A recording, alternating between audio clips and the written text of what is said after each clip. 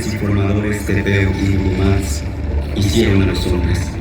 De tierra, de lodo, hicieron la carne de hombre.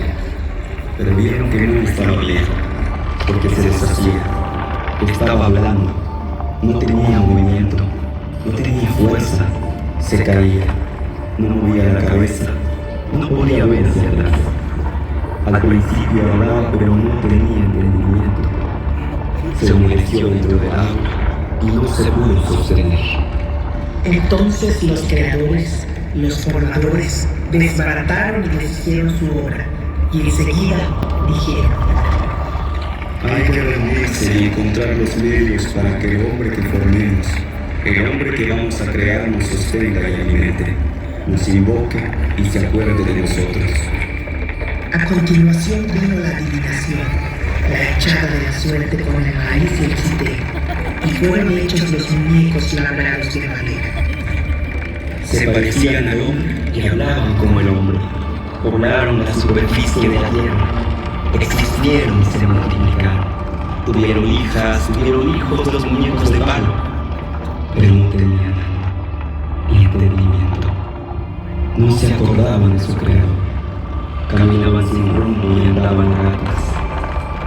Sus piedras de moler, sus vajillas de barro, sus ollas, sus perros, sus pavos, todos hablaron, todos, tantos cuantos había, manifestaron.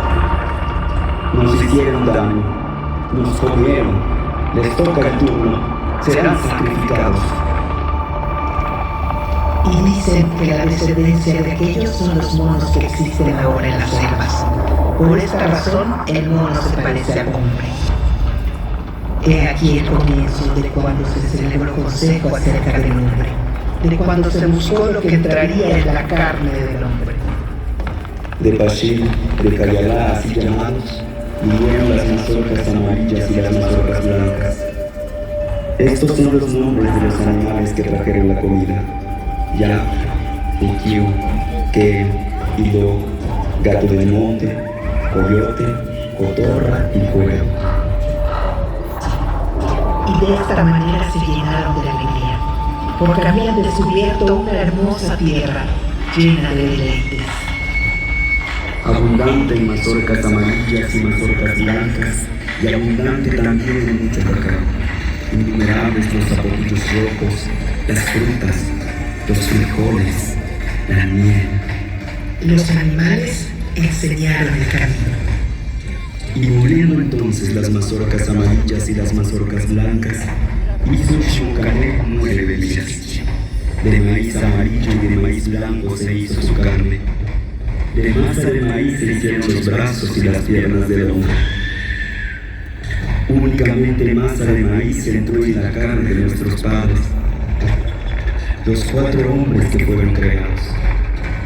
Esto hicieron los progenitores de Pep y Cucumaz, así llamados. Entonces tuvieron apariencia humana y hombres fueron. Hablaron, dijeron, vieron, oyeron, anduvieron. Hombres buenos, hermosos, rostros de varones. La memoria fue, existió. Entonces existieron también sus esposas, vivieron sus mujeres. Los dioses celebraron consejo. Así, durante su sueño, los 4 recibieron mujeres verdaderamente bellas. Cuando se despertaron, sus mujeres existieron. Sus corazones se regocijaron al instante a causa de sus esposas. Así fueron creados nuestros abuelos, nuestros padres, por el corazón del cielo, por el corazón de la tierra.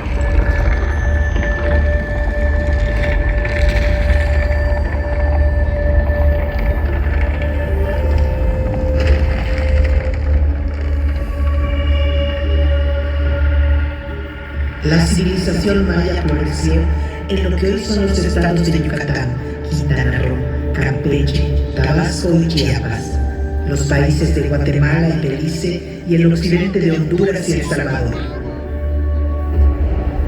Hace al menos unos 4000 años, grupos de recolectores y cazadores iniciaron su vida agrícola. Con el tiempo, fueron creando sus propios caracteres culturales, ocuparon una mayor extensión territorial y se intensificó el intercambio cultural y comercial con otros pueblos mesoamericanos. Los antiguos mayas construyeron decenas de ciudades-estado con imponentes centros ceremoniales como Palenque, Uxmal, Yaxchilán, Chichén Itzá, Tikal, Calakmul, Toniná o Bonaparte.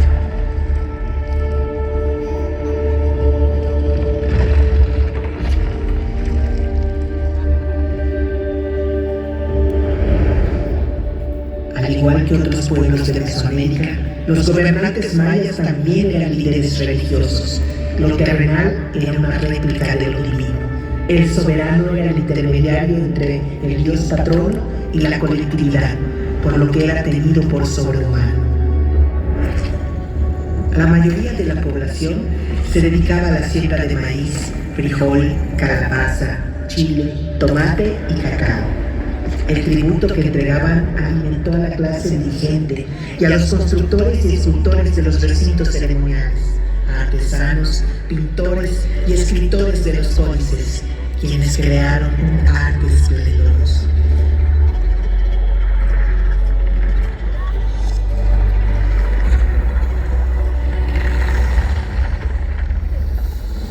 Esta es la ciudad de Chichén Itzá, una de las más imponentes urbes construidas por los antiguos mayas. Su mayor esplendor tuvo lugar entre los años 900 y 1200 de nuestra era, cuando llegó a ser habitada por más de 50.000 personas. Es una ciudad cosmopolita y diversa, corazón de toda la península. El espectacular juego de pelota de Chichén Itzá es uno de los más grandes entre las antiguas ciudades mesoamericanas. En un enorme friso, la cabeza del perdedor decapitado representa la pelota para el juego, un sacrificio humano necesario para el orden divino. Esta construcción fue diseñada para observar la bóveda celeste. Los antiguos mayas fueron grandes observadores del universo y desarrollaron avanzados conocimientos matemáticos, siendo de los primeros pueblos del mundo en utilizar el cero. Los calendarios mayas son probablemente los más complejos que ha creado la humanidad. Calcularon con gran exactitud el año solar, el ciclo lunar, los eclipses y el movimiento de Venus.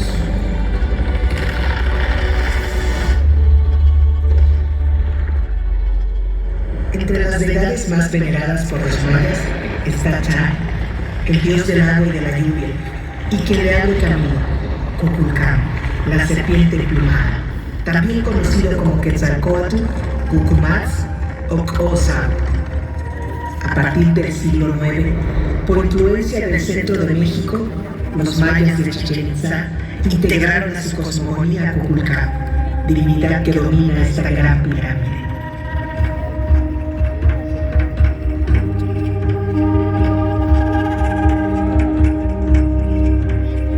En su interior existe un pasadizo que lleva a dos bóvedas, donde fue encontrado una representación del jaguar, animal sagrado maya, y la escultura conocida como Chacmol, un mobiliario ritual que su uso y significado sigue siendo un gran misterio.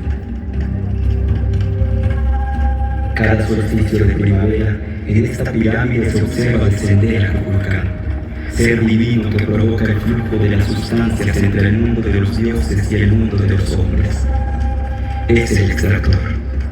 Como viento abre camino a las lluvias, como Venus abre camino alternadamente al sol y a las sombras de la noche. Como señor de los árboles cósmicos abre el camino calendárico a los dioses transformados en tiempo.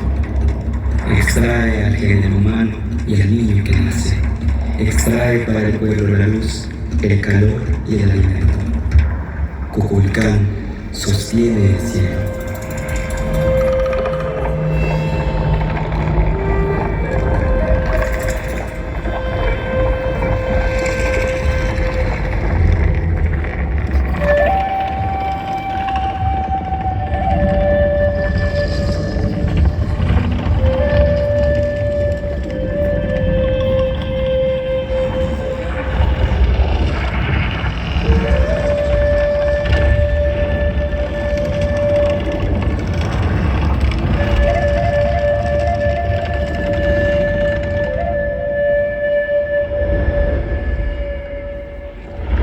En su afán de imponer una nueva religión, los conquistadores españoles destruyeron decenas de códices mayas.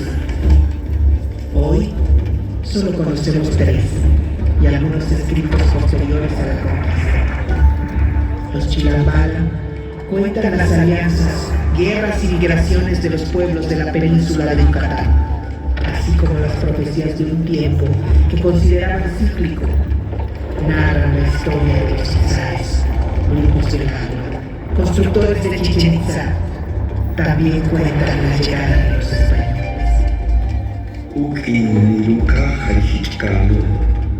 Será el comenzar de los ahorcamientos, el estallar del fuego en el extremo de los brazos de los blancos, cuando caiga sobre la generación de los hermanos menores el rigor de la pelea, el rigor del tributo, cuando les venga la gran entrada del cristianismo, cuando comiencen mucho a trabajar en los pueblos y la miseria se establezca en la tierra, cuando se extienda por toda la tierra la palabra del Dios de los cielos.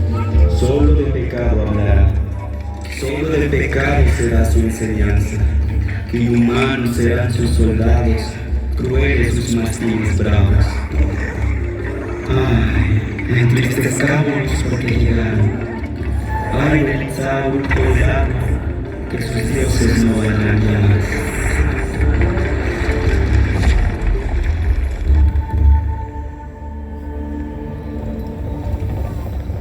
Durante muchos años, el pueblo maya resistió a la colonización, manteniendo vivas sus tradiciones, lengua y costumbres.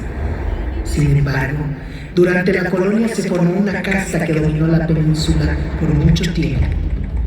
A finales del siglo XIX, durante el Porfiriato, esos grandes dueños y señores de la tierra extendieron el cultivo del nequén.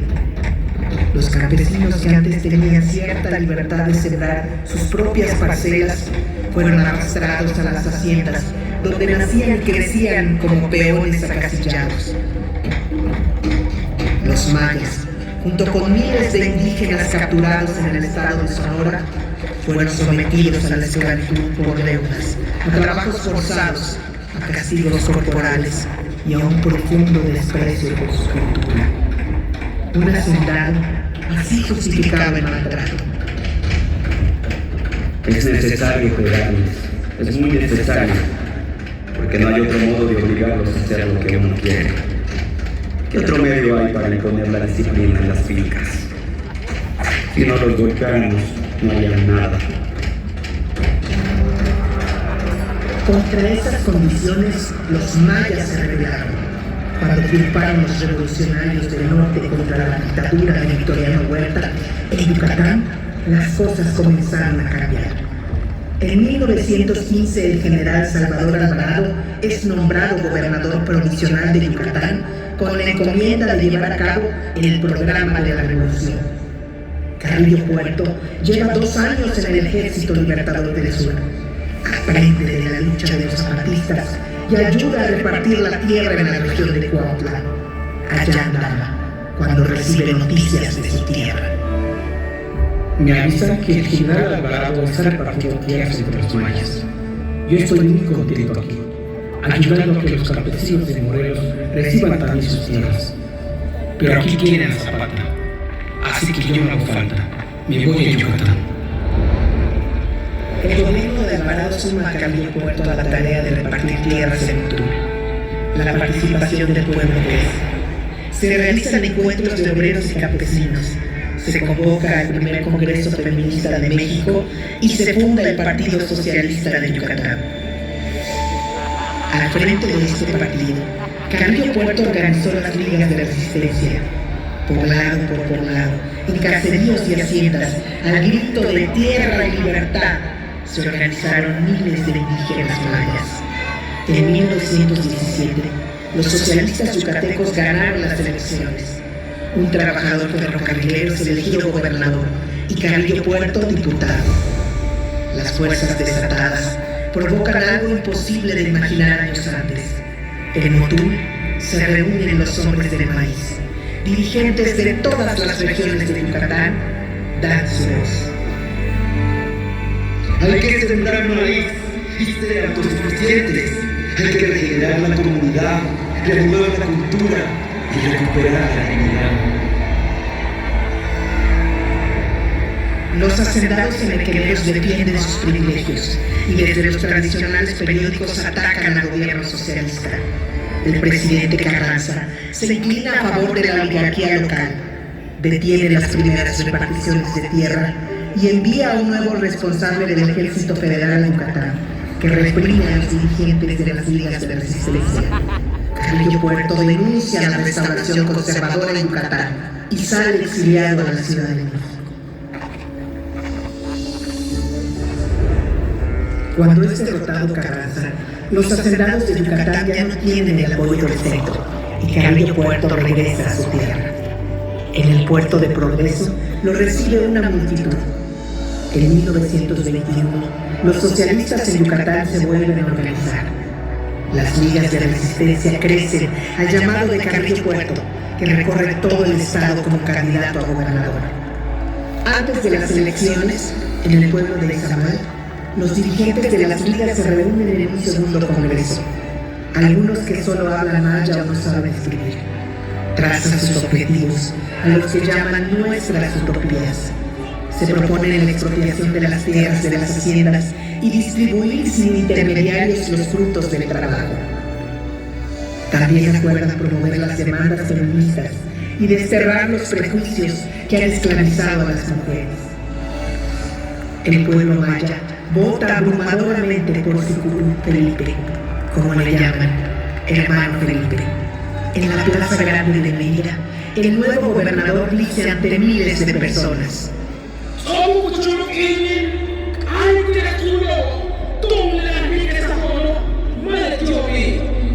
ha llegado el momento de decirle a los señores que somos nosotros los constructores y no ellos.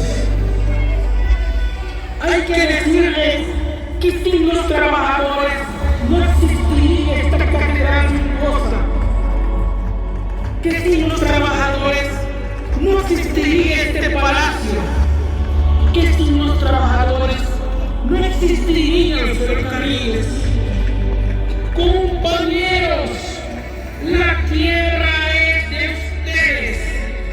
de ustedes que han nacido aquí, que aquí han crecido, que aquí han gastado su vida encorvados en el campo, cortando pencas para el amo que se apoderó de la tierra. En los 2 años que duró el gobierno de Carrillo Puerto, la justicia se abrió paso.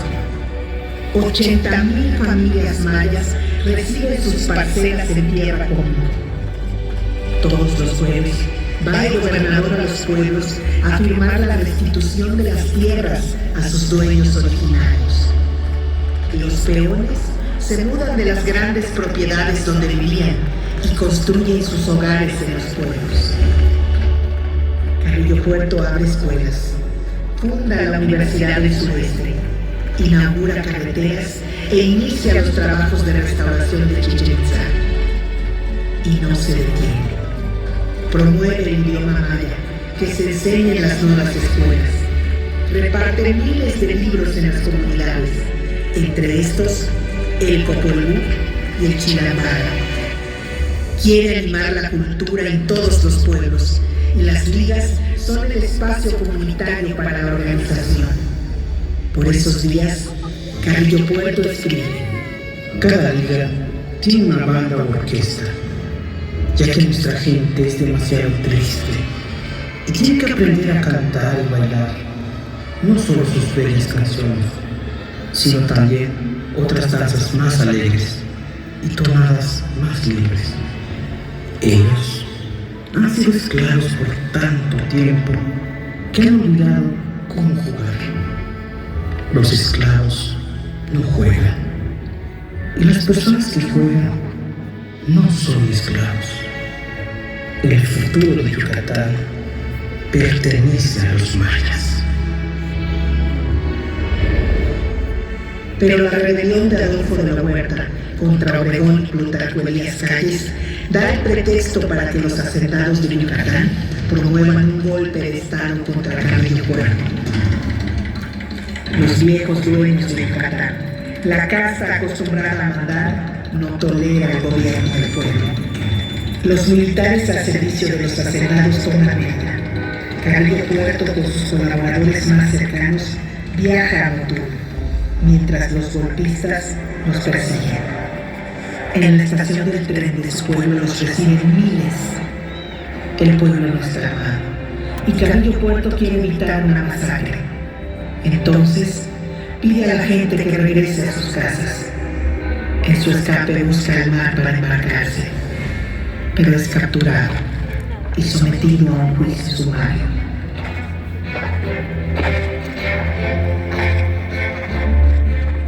Hace 100 años, un 3 de enero de 1924, frente a un pelotón de fusilamiento en el cementerio de Mérida, es asesinado Felipe Carrillo Puerto, el dragón de los ojos verdes, junto a sus compañeros. Hasta hoy se canta en su memoria en muchos rincones de Yucatán.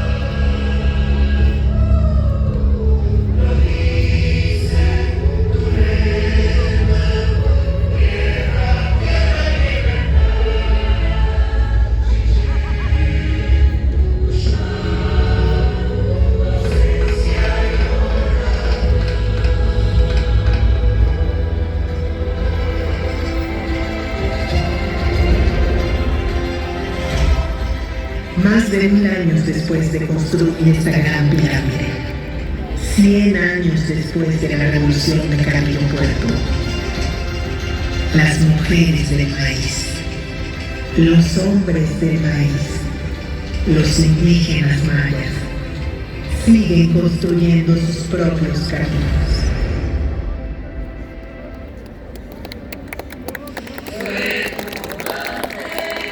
Estimado público, le recordamos que nos quedan 3 funciones por delante.